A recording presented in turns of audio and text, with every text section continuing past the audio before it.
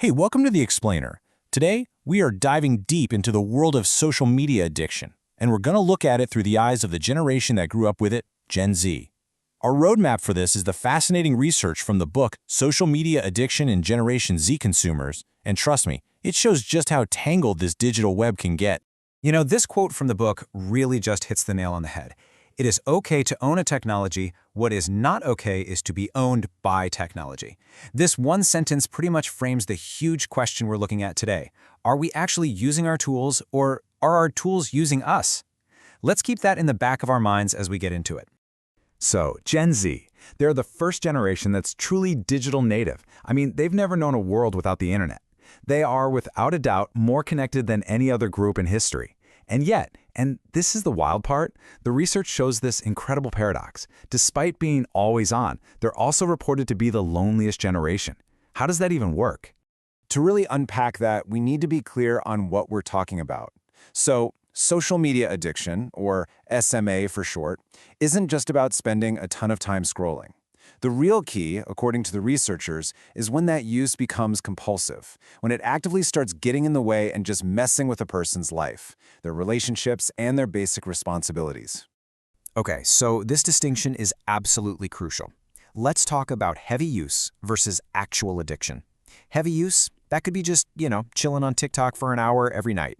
But addiction, that's a whole different beast. That's when you literally can't stop checking, even when you know you should be working or studying or sleeping.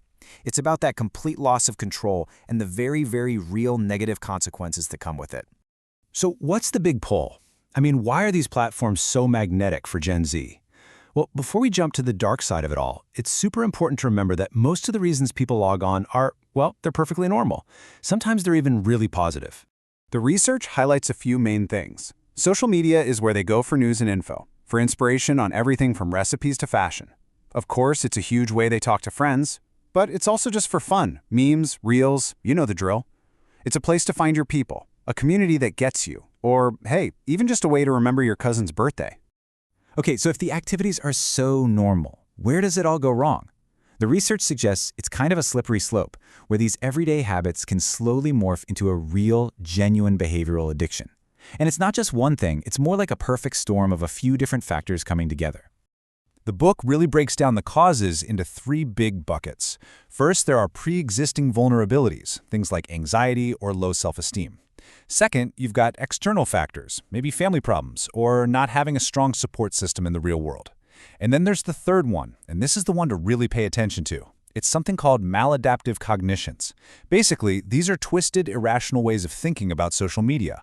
And this model right here just visualizes that cycle perfectly. So, according to this cognitive behavioral model, here's how it plays out. Someone might already be dealing with something like social anxiety. They go online, and the platform reinforces them with likes, comments, and shares. That reward system then strengthens those irrational beliefs we just mentioned, those maladaptive cognitions, and that is what ultimately fuels the addictive behavior. It's a loop. And let's just zero in on that middle piece for a second. The researchers are pretty clear on this. These maladaptive cognitions, these warped, irrational thought patterns, they are the engine that powers the addiction. They're what turn a simple want to check your phone into a desperate, uncontrollable need. So what do these thoughts actually sound like in your head? Well, the most famous one is FOMO, the fear of missing out. The research defines it as a pervasive apprehension that others might be having rewarding experiences from which one is absent. Or, put simply, it's that nagging feeling that if you're not online, you are being left out of everything important. Other examples? That nonstop need for validation through likes, or just using social media to escape from real-world problems. And this cycle, this compulsive need to be online, doesn't just happen in a bubble. It has major, measurable, and pretty darn negative consequences that spill out from the screen and into every single part of a person's life. And this chart right here really shows the full scope of the damage. The research links SMA directly to serious mental health struggles, like lower self-esteem and obsessive thoughts. It crushes productivity, leading to poor grades in school. And it even messes with physical well-being through lack of sleep, and, in a really cruel twist, it ends up creating even more social isolation in the real world. So all of this brings us right back to where we started.